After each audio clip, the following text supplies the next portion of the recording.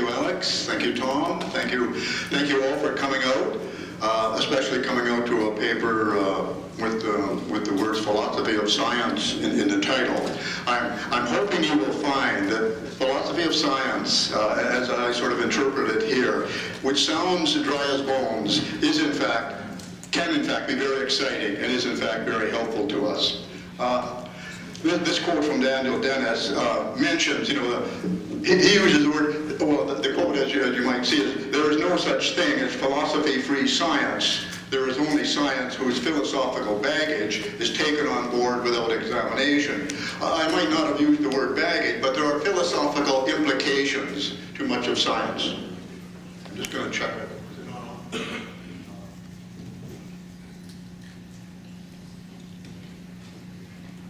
Thank you. A little there.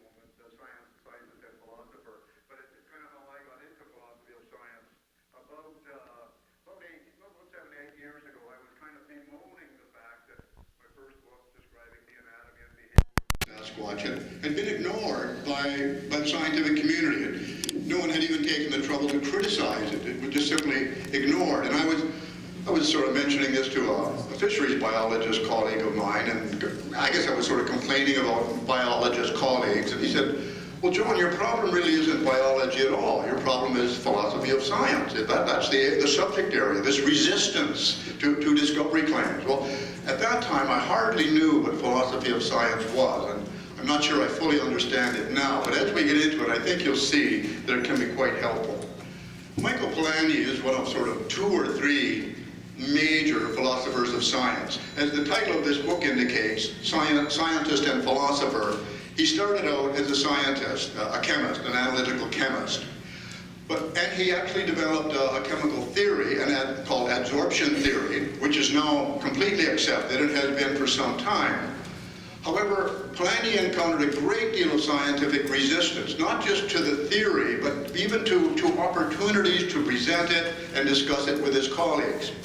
And this had such an effect on him that he actually switched from being a scientist to being a philosopher of science, saying, what is this thing about this resistance amongst scientists themselves to new ideas?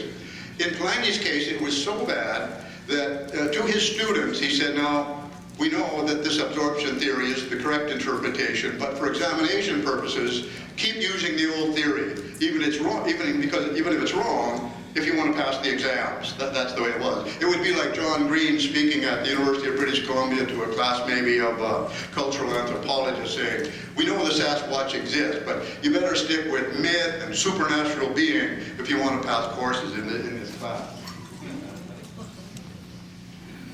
Polanyi talked about the difficulty in getting a hearing for an idea that's somewhat unwelcome. And he used the term here, hostile audience. I don't think he meant an audience that actually threw eggs or stones at the speaker. I think hostile in this sense is a hostile takeover in business or a hostile witness, and an unwilling, uncooperative audience. And he says, a hostile audience may in fact deliberately refuse to entertain novel conceptions, precisely because its members fear that once they have accepted this framework, they will be led to conclusions which they rightly or wrongly abhor. And here we are a group trying to present, well, we don't think they're novel conceptions, but the Sasquatch, as an existing North American mammal, is a novel conception to many people. And now, why would people, the word abhor is quite strong, but why would people sort of abhor this idea? This is an illustration from Adolf Schultz's classic 1969 book on primate anatomy. And it shows, it doesn't include the bonobo, the pygmy chimpanzee, which should appear there, but it does include the orangutan, chimpanzee, gorilla, and human. And what we are saying, the conclusion we are saying is that even if we included the bonobo, this array would still be incomplete. There should be another great ape in there, probably slotted maybe between the gorilla and the human. Not only another great ape, one that's habitually bipedal, and even worse, right here in North America.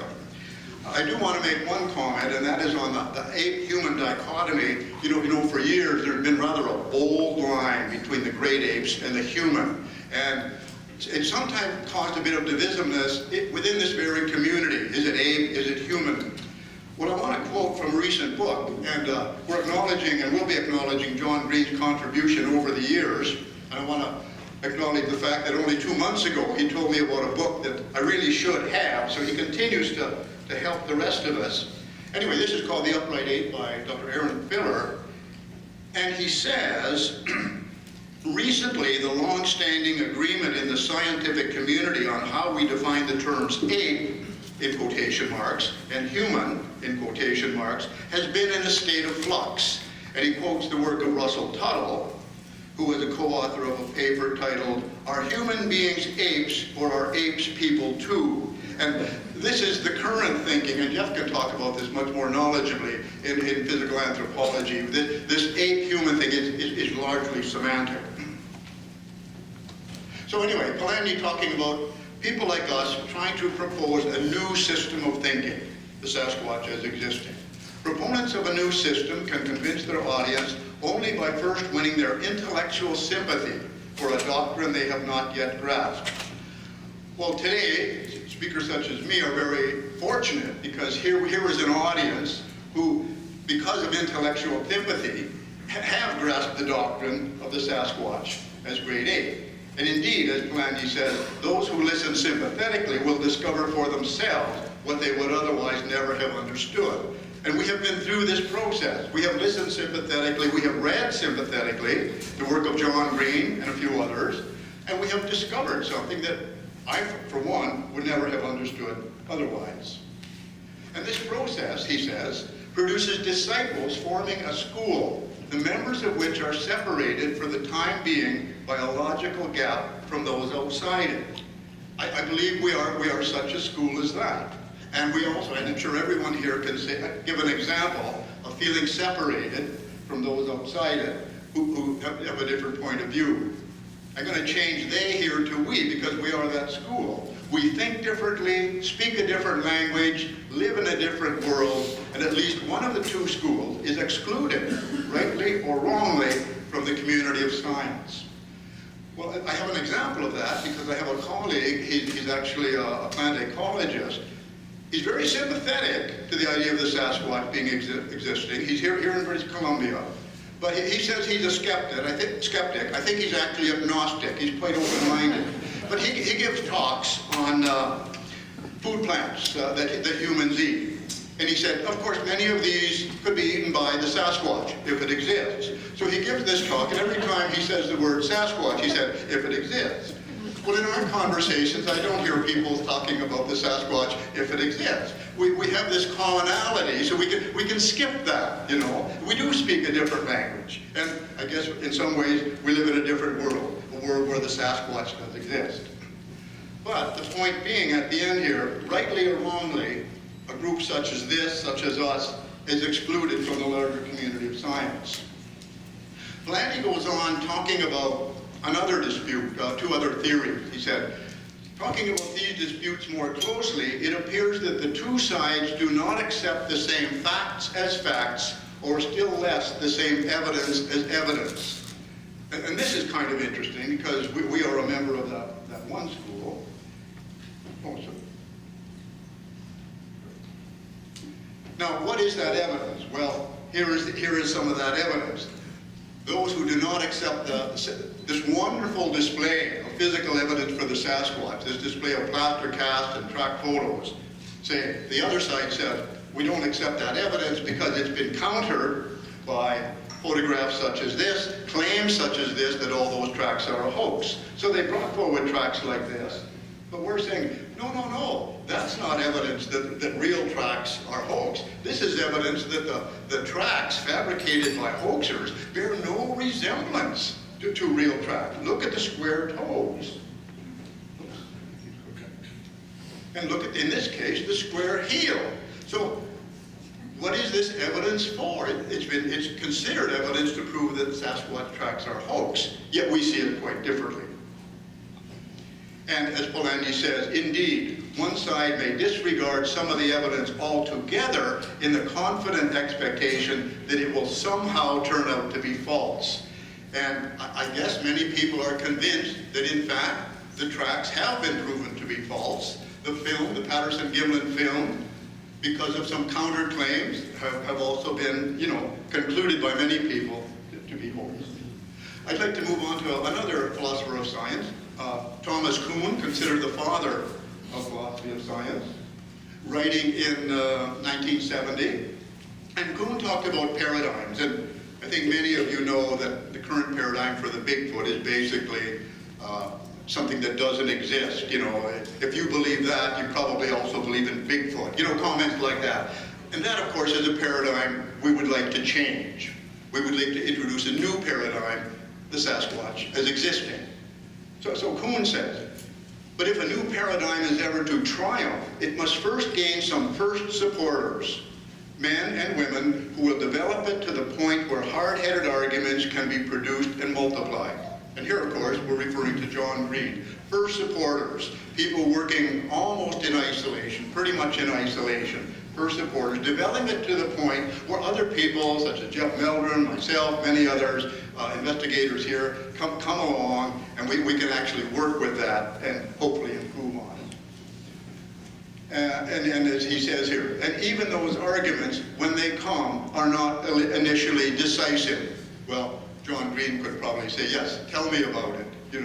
How many years has John Green been making these arguments? They haven't been decisive. They're still not decisive. However, Kuhn is somewhat hopeful. He says, but because scientists are reasonable men and women, one or another argument will ultimately persuade many of them. And I guess to some extent we all choose our favorite argument. For me as a wildlife biologist, it's a number of things, but certainly tracks are very, very important. Others might choose, say, well, we're on the edge of having DNA proof. Maybe that's going to be the argument that is decisive in persuading them. According to Kuhn, there is no single argument that can or should persuade them all. Rather than a single group conversion, what occurs is an increasing shift in the distribution of professional allegiances. And there's some evidence that this, in fact, is occurring amongst our scientific colleagues. And again, I think Jeff can comment on this better than I. Whoops. No, that's right. And he talks about people like ourselves who try to improve upon and develop the hypothesis. If we are competent, we will improve it, explore its possibilities, and show what it would be like to belong to the community guided by it. And I'm quite honored to belong to a community like this. What is it like to belong to a community guided by this new paradigm?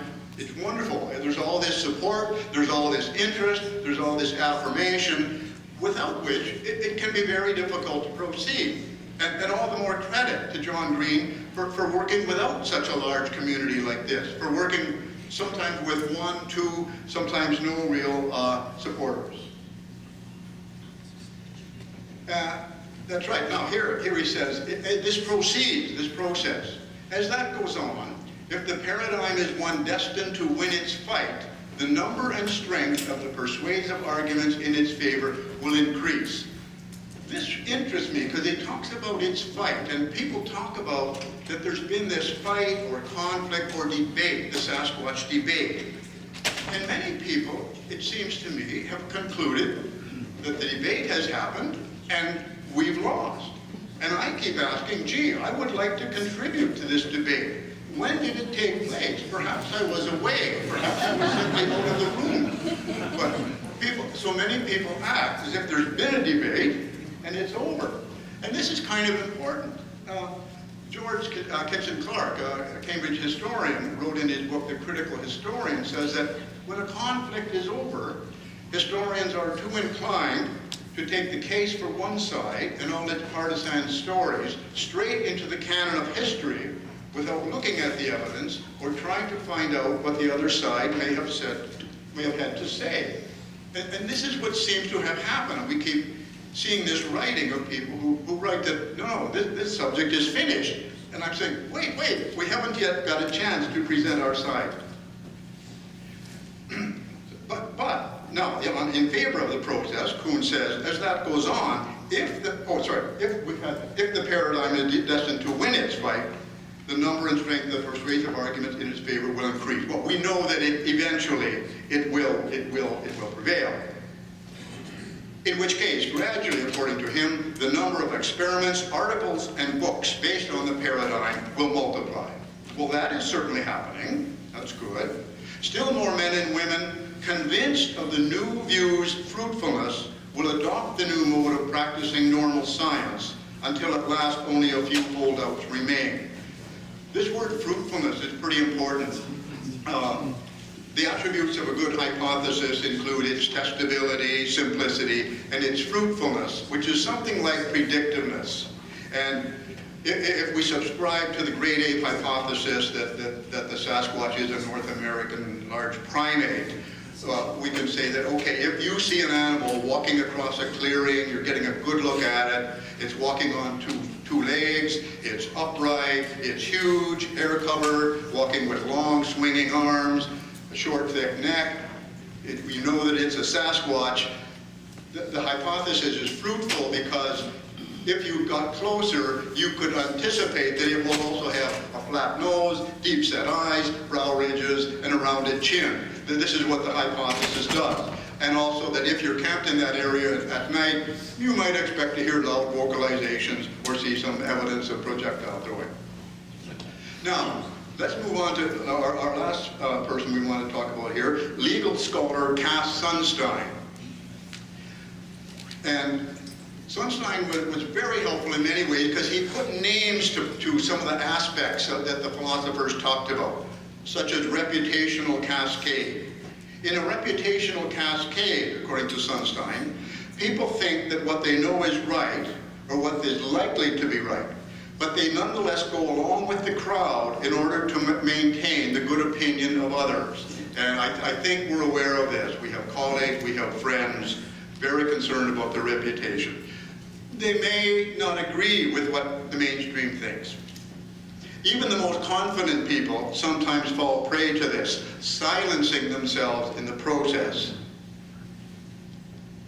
And the result, consequently, dysfunctional norms may survive even in the presence of a huge silent majority of dissenters.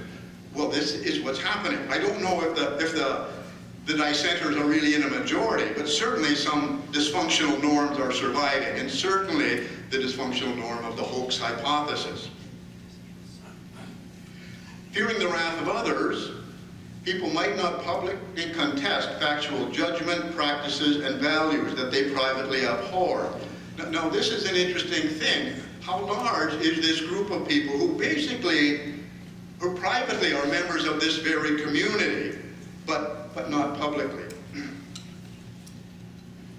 If conformity is rewarded, the problem is especially severe for the earliest disclosers or dissenters, who may bear especially high cost because they are conspicuous, individually identified, and easy to isolate for reprisal. Well, here again, we can think back to John Green, an early dissenter, and then Grover Krantz in the scientific community, who were isolated and identified. He talks about earliest disclosers or dissenters.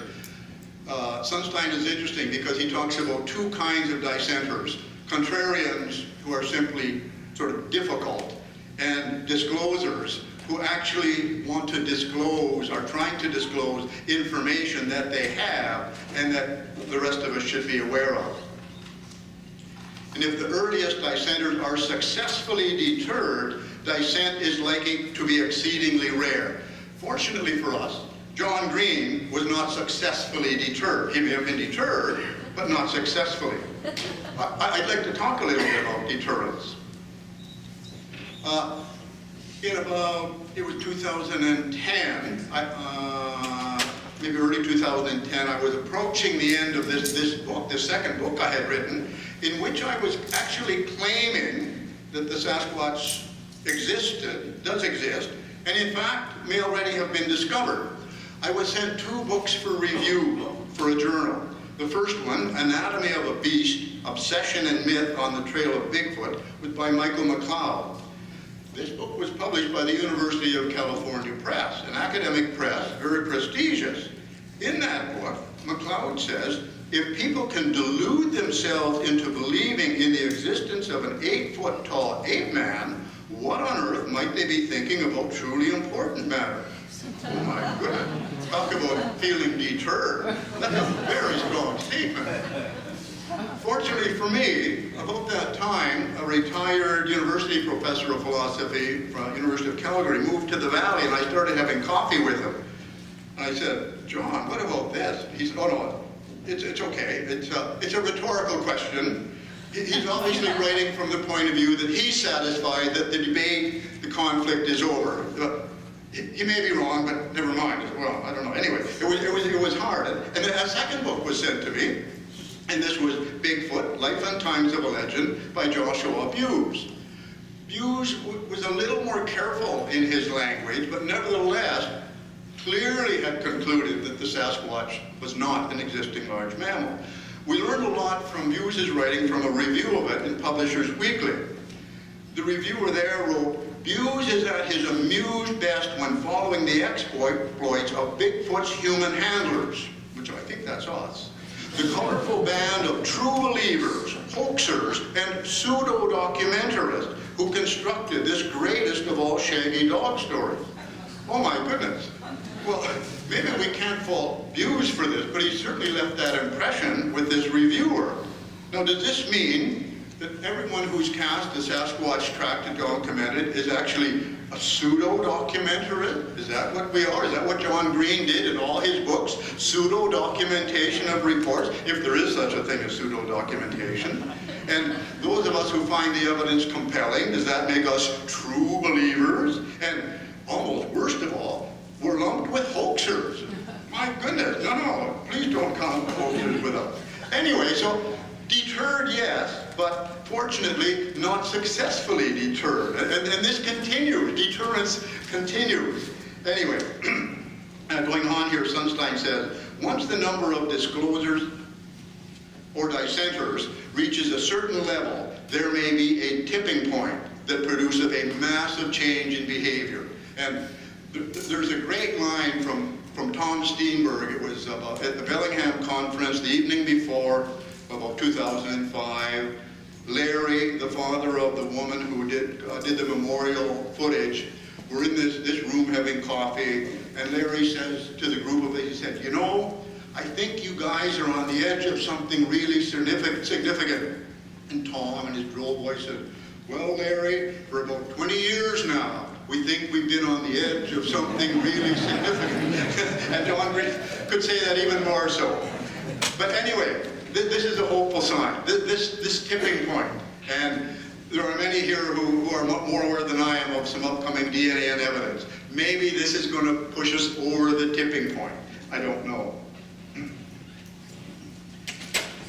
The problem, according to Sunstein, it's very difficult to initiate the process leading to that tipping point.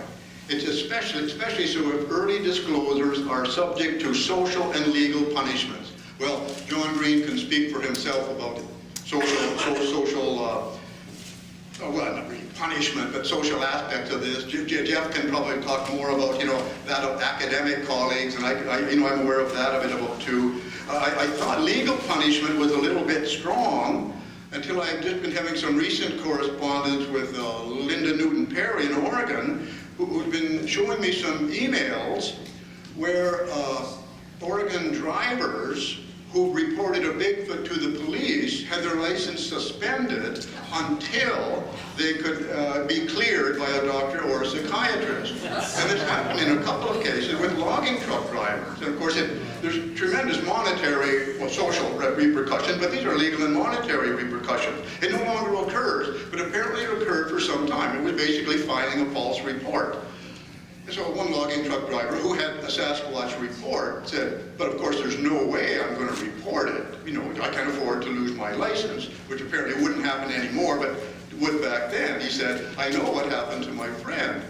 This is really quite bizarre. Anyway, Sunstein says, here we can see the beneficial role of those who are particularly naive or courageous and hence willing to say exactly what it is that they see. I like the way he said, naive or courageous is that maybe you're naive, but actually maybe you're being courageous. Or maybe you think you're courageous, but actually you're quite naive. But in any case, I like the first one, where sometimes we are naive. I've certainly been naive with colleagues. We're discussing our research, and I'm saying, gee, I just got the greatest Sasquatch report, and I want to tell it. Thinking, John, do you know who you're talking to? You know, eyes roll up, eyes glaze over. My colleague says, I'm sorry, John, I really have to go. And of course, you know. Okay. Anyway, but that will change, you know, it will be quite interesting. But Sunstein says, people silence themselves, not because they believe they are wrong, but because they do not want to face the disapproval that they think would follow from expressing the view they believe to be correct. Now this is interesting because, you know, we have all these sort of like closet scientists or scientists with an undisclosed interest in the Sasquatch, and in the larger population, many people who privately say, carry on, it's good stuff, you know, but may not say that in a larger group. Sunstein is helpful because he puts names on this. He said the underlying problem here is pluralistic ignorance. Ignorance on the part of most or all of what most people think. I think he's saying that actually a lot of people might agree with what we in this room accept. Oh, sorry, there should be one more. And there was one more slide. He basically said, this is a serious, people silence themselves. This is a serious social loss, and we might add, and a serious scientific loss, because those people who come forward after we've gone over the tipping point, that will of course be very welcome, but it would have been even more welcome had they come along to occasions such as this, had they talked to some of the people here and said, I have a Sasquatch report I'd like to share with you. And some have, and some have said, I want to share with my report, but you don't use my name. Anyway, I hope this was helpful.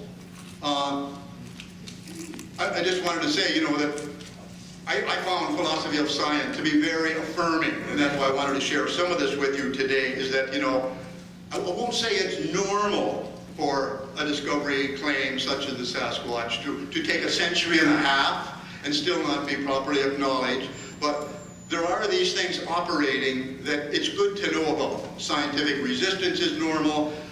Some of these aspects of human nature are normal. Professor David Walsh here was sharing a lot of that with me. He's very aware of this sort of thing. And I think we're going to hear more about it. And there's going to be this interest looking back, you know. We're going to cross that, have that tipping point. It's going to be okay to talk about Sasquatch reports and observations.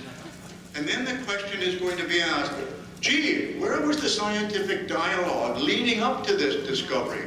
Why are scientists surprised that the Sasquatch turns out to be existing?